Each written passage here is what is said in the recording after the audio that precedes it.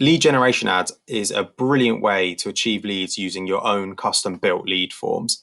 Now, if you're running these ads, creating the right form that works for your industry can be really, really tricky. And you don't want to end up asking too much information here because the more questions that you ask on your lead form, the less chances you have of your audience filling in that field. Now, you need to stick to what you need, such as company name, phone number, maybe the client's name. You can also ask a couple of subject specific questions. So this will help out weed out the weaker leads. And it's just best just not to add too many questions here because you don't want to slow down that process and your audience might click off the lead form. So you might be wondering why I didn't mention including an email address or asking for an email address. People are less likely to provide their email address in contact lead forms.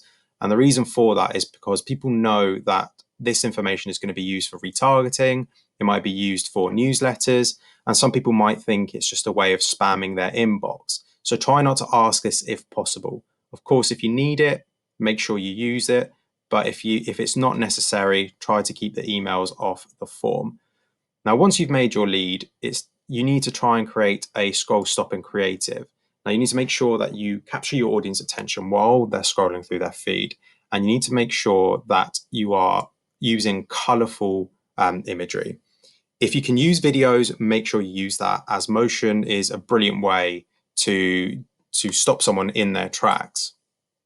Now, once you start generating a large quantity of leads, it's a really good idea to make a lookalike audience based on who has completed the form. So from here, you can target an audience that matches specific details based on the leads you already have. And with that information, you should be able to create some show-stopping lead forms and obtain plenty of leads for your business.